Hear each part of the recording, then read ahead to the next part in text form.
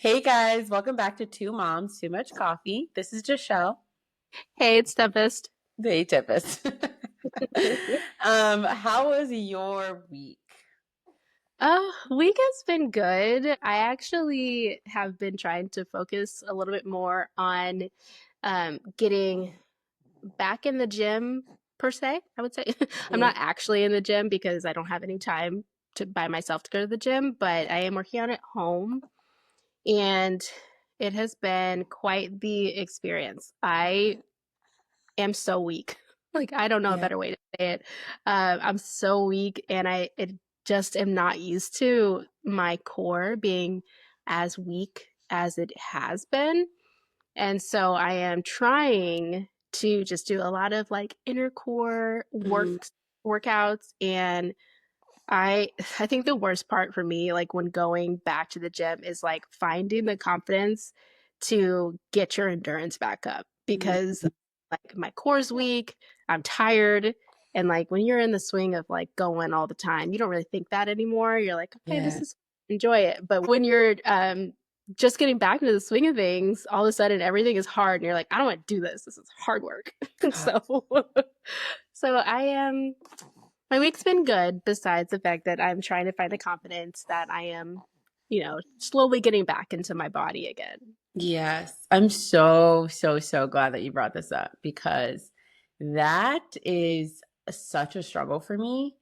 And I know we've kind of talked about it before of just like who I was before and always in the gym at 5 in the morning and things like that. Not being able to get into that routine is so hard for me. And I also this week have been trying to do more like working out. And I've never been like a workout at home, like using the YouTube videos type of thing. I just don't, some people love them. I can't get in the zone with that. Like I'm very much like headphones. I need the gym. I need the atmosphere. So I've been trying to do that this week and it's okay, for what I can do. I'm just trying to like make the most out of it. But same thing, like I feel so weak and it has been really hard to like it's a really hard pill to swallow for me because I loved lifting. It just was like it made me happy. It was like, what I would do before work, before like my day was crazy. And now I'm like doing like body weight lunges and even then I'm like I can't do anything. It's been really tough and same with like my core, mind body connection with my core gone. Like my core is I'm just weak and I'm trying to like give myself grace and just be like you created a human, you birthed a human naturally, which is just crazy in general, and your body's different right now, but it's going to get back to what it was. And even if it's a little different, you are going to be stronger, and you might just be stronger in different ways. But it's been hard this week to really like jump back in. Yes, absolutely. And I actually was like looking at swimsuits, just got overwhelmed. I'm like, my body's not the way that I want it to be right now. Mm-hmm. I love wearing crop tops in the summer, and it's just Mm-hmm. not Oh, there where I feel confident enough to wear crop tops. And it is gonna be a struggle feeling like figuring out how to get back into this body of mine. yes. Um, and trying to figure out a good swimsuit that I feel good and Mm-hmm. confident in. Because we have a pool in our neighborhood that we go to all the time because it is something to do with Abel out of the house. And so I have to find one that I like. Yes, that's huge. And like being in Florida, I get a new swimsuit couple every year, and I'm like walking past the swimsuit section, and it's such a mind f. Because I literally am in this like space in my mind where I'm just like, oh, I can't fit those. I'm walking past. I don't even want to look at them because it just like puts me in such a negative like space. Yeah. And I've never been that way. I've always just been like, I know what swimsuits I like. I usually get the same kind. And I'm like, I don't look the same in a swimsuit. And so that's also been hard. And crop tops, that's my jam. So I'm like, what do I wear this summer? What am I going to wear? I feel like I'm on like that line of getting a new like wardrobe and being like, no, that's enabling myself. Like, it's okay. and just like keeping my wardrobe. So then it pushes myself a little bit more, but then I'm like, am I in denial? So I don't know. I'm on that like balancing of like, do I want to spend all this money to buy a whole bunch of new clothes or just push myself, but then also not push myself too hard? I don't Yeah, know. with Abel, I ended up getting all new clothes because I was like, yeah, I'm going to fit back in all my pre-pregnancy clothes, which eventually I did, Yeah. but it took way longer and I was very upset like not being able to fit in my clothes. Yeah. So I eventually just like, you know what? I'm going to go buy new clothes that fit, that make me feel comfortable. And then, if I end up fitting in my pre-pregnancy stuff, I didn't get rid of it. Hmm. So that Yeah. was That's like true. I had a little bit of both, and they were a lot of bodysuits, so that way they Hmm. were stretchy, and so that way they still fit me, even if I Yeah. shrunk down or gained a little weight. So Yeah, that's true. I'm a big dress girl too, and dresses don't even fit the same. Like, yeah. even this weekend we have like plans. It's our 1 year wedding anniversary. We're just gonna like hang out downtown, and I'm like, what am I gonna wear? I have no idea because I would just pop on a dress, but even that like shows parts of my body that I don't really want to be seen right now. So it's hard. It really is hard, but we'll get there. We will get there. We will. Okay. So segue into what our focus is or topic is today is on our Instagram story. We asked what topics did everyone want to kind of hear more about, and we got some really good ones. So one of the ones that I think kind of really connects with what we were just talking about was how do you reel your diet back in after eating what you want for 9 months? And for me, I feel like I've always kind of been I don't really like do like diets, like fad diets or anything like that because I'm very big on if you're like cutting things completely out all of a sudden and you're like not eating cookies, you're not eating all of these things and you're just eating chicken and broccoli and then that leads into you binge eating. That's just how I've always been. So then you just gain everything back that you lost over those 3 weeks. So for me, I've been kind of like focusing on like trying not to just like cut everything out, but like slowly doing it.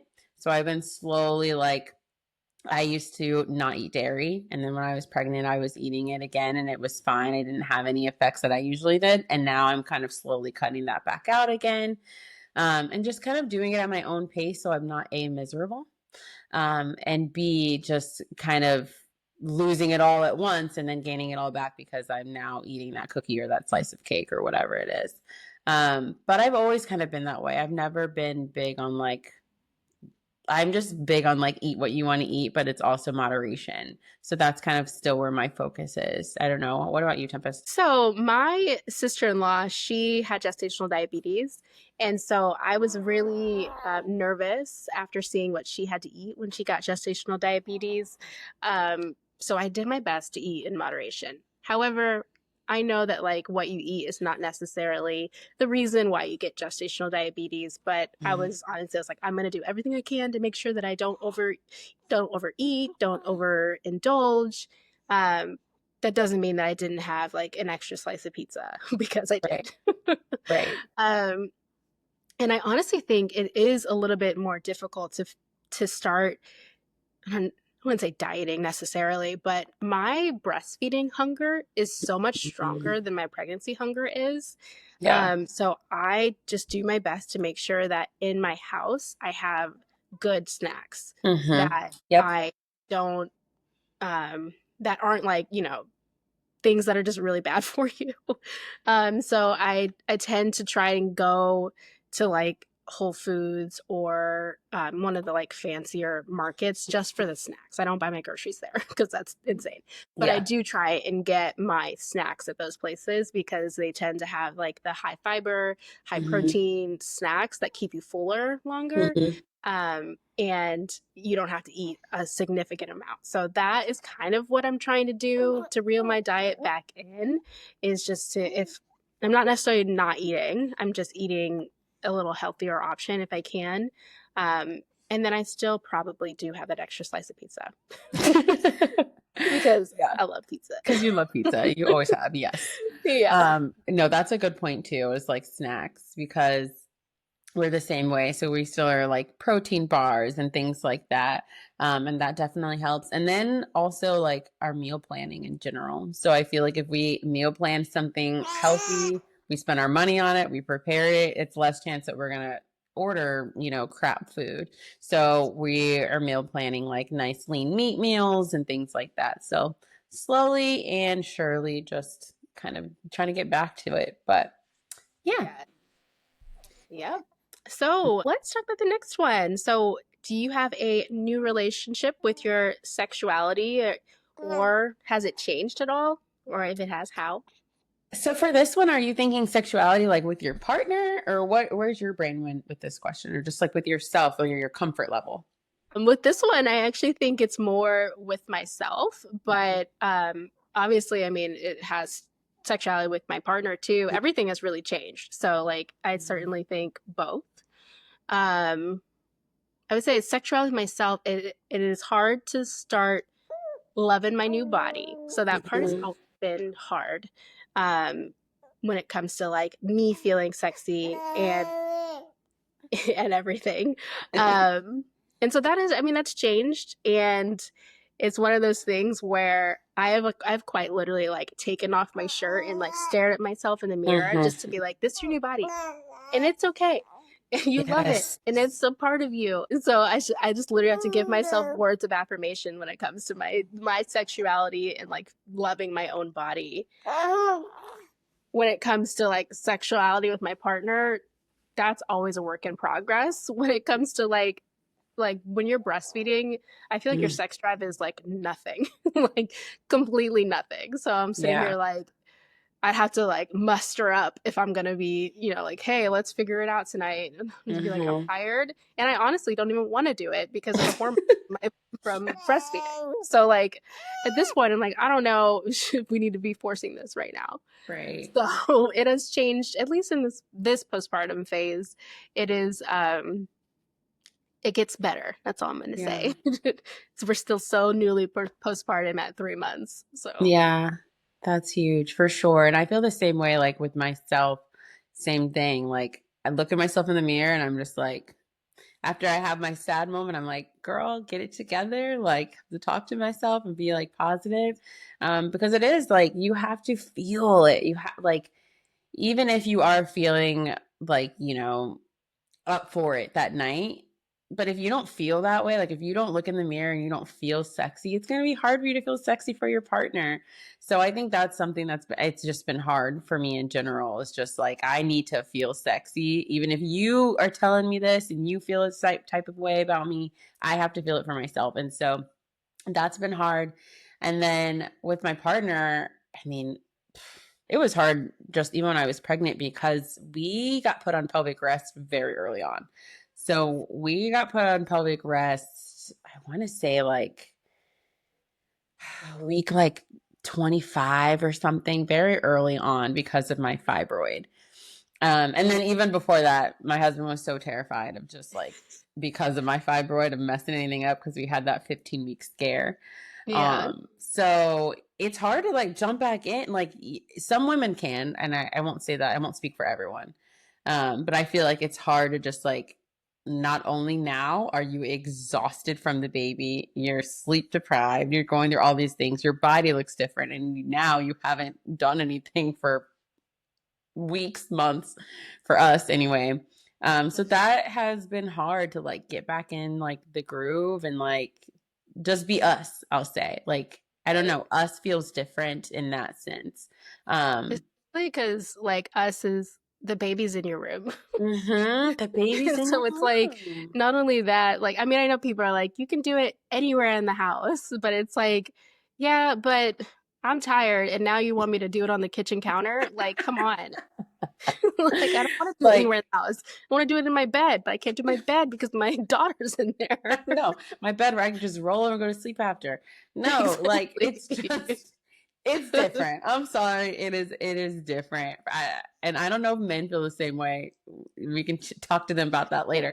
But it is. It doesn't, our flow of how we used to flow, we have to find a new way of doing that, I think. And so we've had that conversation, which I think is great, like as partners, like keeping that open communication. So we've definitely talked about it, we've communicated about it, and we've talked about just intimacy in general. of just like leave out the physical aspect, but just like building up intimacy again after just going through everything. We just went through 9+ months. So yeah. Yeah. Yeah. Yeah. And We have started cuddling on the couch. did you guys Like not cuddle on the couch before? we actually had a very long conversation about how we didn't cuddle because I didn't want to be touched pregnant. So Okay, that's valid though. Yeah. yeah, and so he's like, "We didn't want to be touched." I'm like, "Well, I was 9 months pregnant. Come on, Yeah. give me a break." Yeah. No, that's very valid. Yeah, I just wanted just to close my eyes and go to sleep without like having any anxieties, without just so many things 9 months pregnant when you're trying to just get comfortable. exactly. Yes. Yeah. Well, with that, our next kind of focus, our next question is dealing with mom guilt. So, mom guilt in general, but mom guilt specifically going back to work. I feel like I can jump right in on that because I unfortunately go back to work on Monday, which is really, really sad.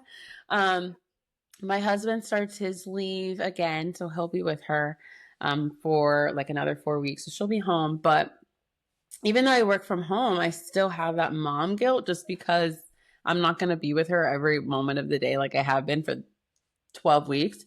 And it is like, it's such an abrupt thing because you just are like, kind of pretty much like ripped. I feel like you're ripped away. Um, but I also have mom guilt because I do feel like I'm going to get a little bit of independence back, which I don't know, can be, I guess, taboo to talk about because like it's always like, you should want to be with your kid every moment of the day, every second of the day. And you don't feel that way, then you're a bad mom. So I have that guilt of like, oh, I might get a little bit of me back, but I shouldn't feel that way. I should want to be with her every moment. But then I also do feel like I want to be with her every moment of the day. So it's like such a weird feeling of like, I don't want to go back to work because I love her and I want to be with her every second. But also, I do want to be able to go to the bathroom and go pee when I want because my Right, husband will have me exactly. for the whole day, you know? So I definitely it's hard. It's a hard balance for sure.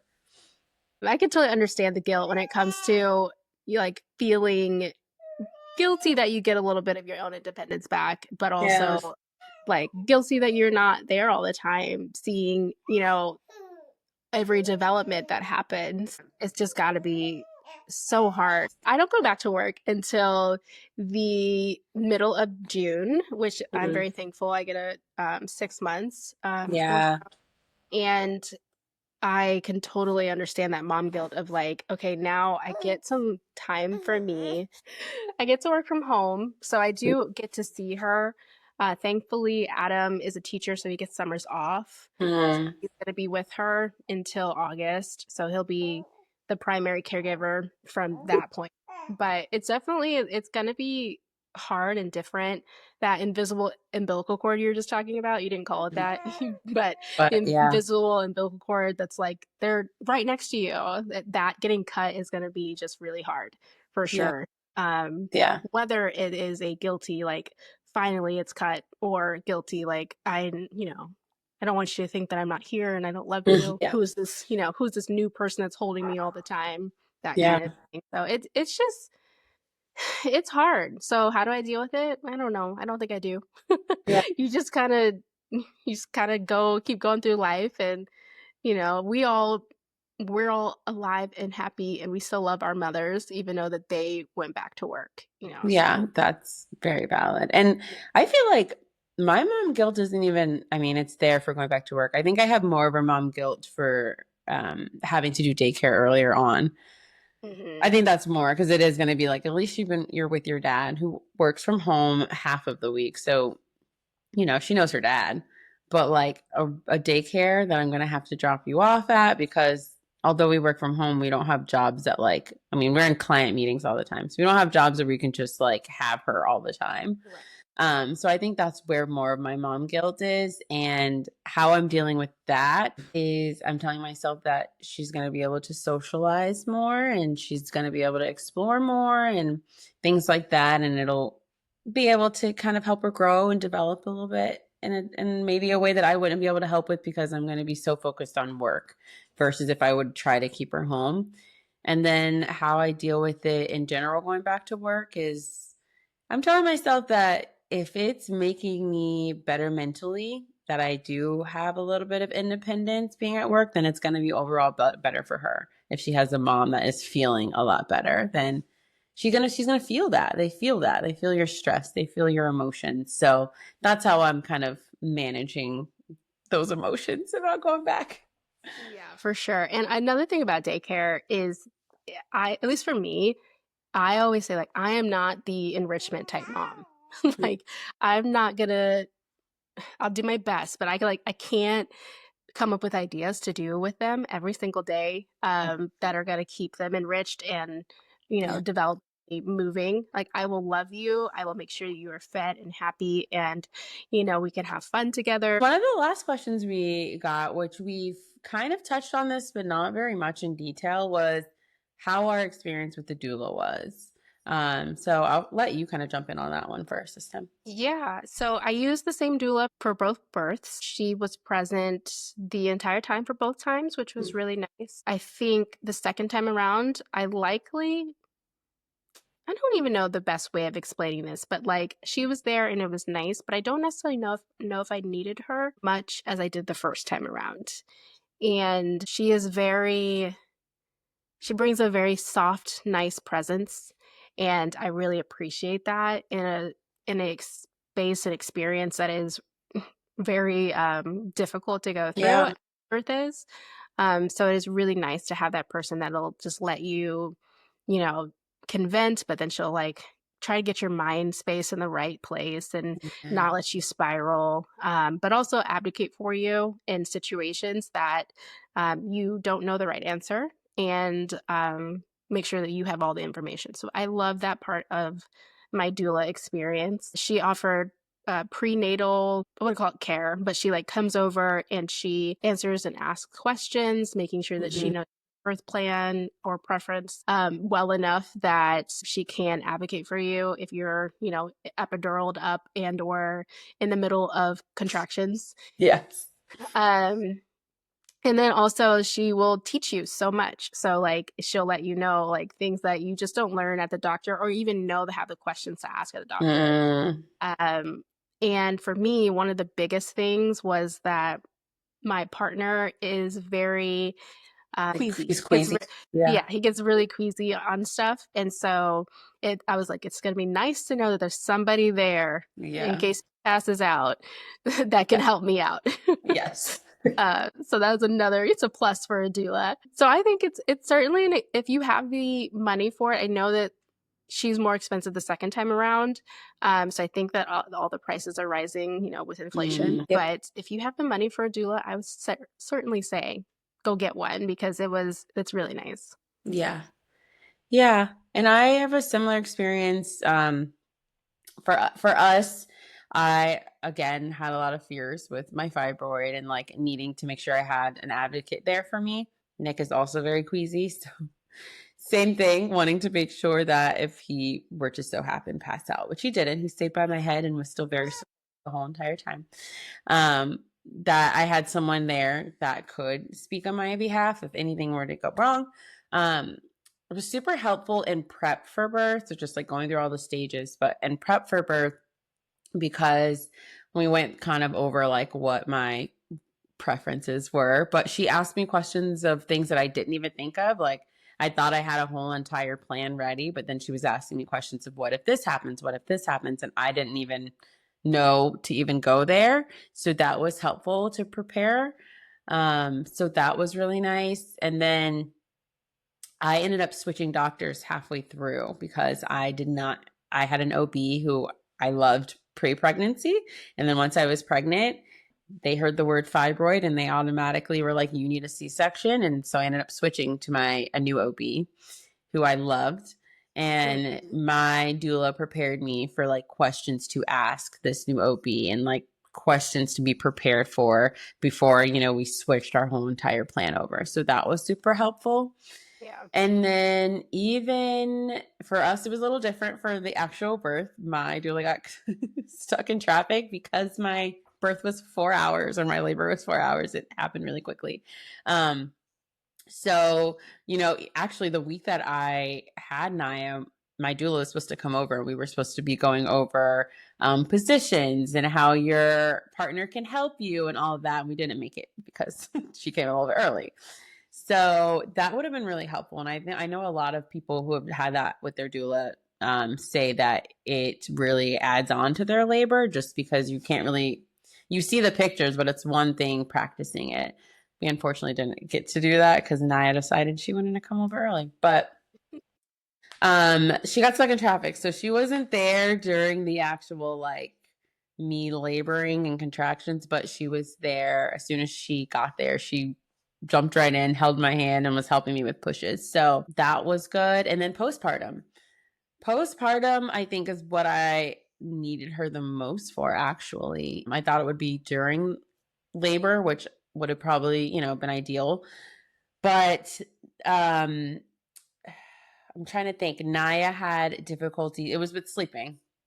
And so she actually came over afterwards. She brought us flowers and snacks and all these things and just sat on the couch and we just went through like sleeping. We went through swaddling and we just went through a whole bunch of different things to kind of help that. And then we went through planning for, am I going to pump immediately, and kind of like breastfeeding challenges and things like that. So I think that was super helpful just because you have this baby that you bring home and you're like, what do I Now do what? now?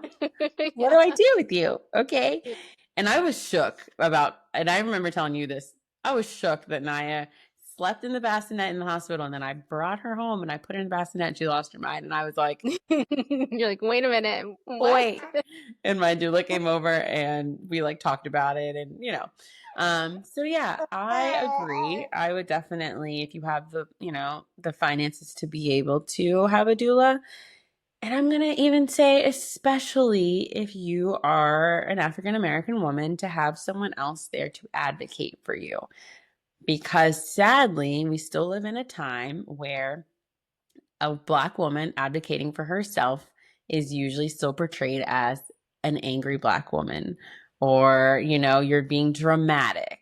And we just want someone to listen to us. So that was one of the number one reasons why I got a doula, because I wanted someone there to advocate for me who also wasn't just, my husband, because he can advocate. But again, they would just think he was just my husband. So that was the biggest reason. And she was also Black. So yeah. Yeah, same. Yep. Yeah. I Great. mean, we can talk forever about doulas, but we're going Right. to, we won't bore you guys, but definitely look into it, see what you have. Oh, and one of the big things my doula did, I will say too, I encapsulated my placenta, and she took my placenta and she took it to where I was getting it getting the pills encapsulated. And that wasn't even, she didn't need to do that. So that was huge, because the last thing we're Yeah. worrying about is how we're going to get my placenta to point A to point B. And so she went over those pros and cons. So also things that were We super should helpful. do a whole segment on your placenta encapsulation because I didn't do that and I would love to hear about it. Yes, I would love to chat about it. But yes, so those are the questions that we got. They were, I mean, really good topics for us to dive into and kind of open up. Some, are more taboo than others that some people don't want to, talk about, but I thought they were really, really awesome. So thanks for joining us. Don't forget to like and subscribe on our channel, and we'll see you next time. Yeah. Thank you so much, everyone. Bye. Bye. Hey, thanks for joining us on Two Moms, Too Much Coffee. Don't forget to like and subscribe and feel free to leave us a review.